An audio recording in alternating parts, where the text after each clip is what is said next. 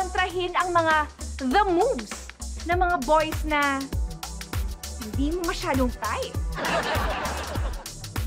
Ang pinakaunang the moves ay yung boy na laging nakatingin sa'yo.